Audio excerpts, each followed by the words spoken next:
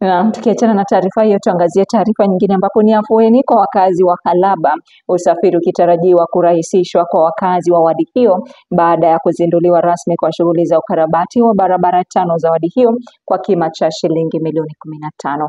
Mwandishi wetu Marilyn Masika na mengi zaidi. Mwakilishi wadi wa wadi hii Cornelius Mahanu anahoji hatua hii itawarahisishia wakazi wake usafiri, akidai awali barabara hizo zilikuwa katika hali duni. Nilikuwa nimesema hii ni barabara tu moja ya zile 5 ambazo tunaenda kutengeneza. Ile ya pili ni ile ya pale Cereals ikiingia Deliverance Church pamoja na kule Mushroom, Brayburn, Otuki Road. Hiyo ni ya pili. Ya tatu kuna ile ya Muhaweli primary, ya kuingia primary. Kuna ya ile inaitwa Shreji ama Green Hardware.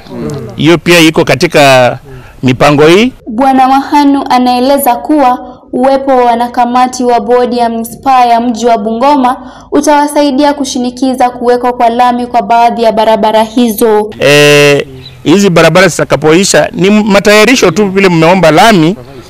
Sisi kama County Assembly juzi tumepitisha wale ambao walikuwa wanahitajika kukua kwa boards za municipalities, na mnajua tuna municipality 2 ya Kimilili na Bungoma, na sisi kama wadi ya Halaba tuko katika manispaa ya Bungoma.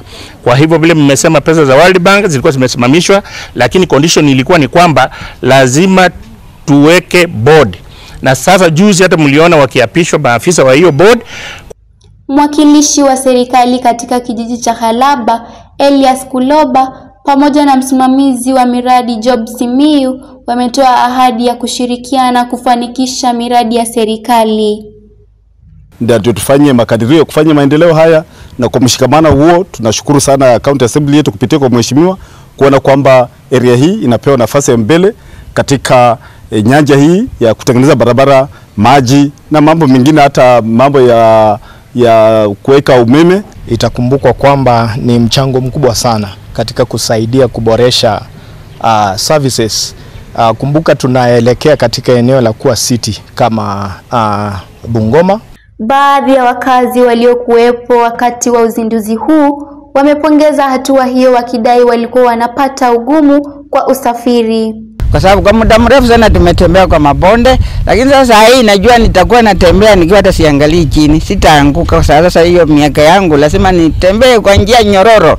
Nikiripotia mtazamo wa Dira Runinga ya Tandao, jina langu ni Marilyn Masika.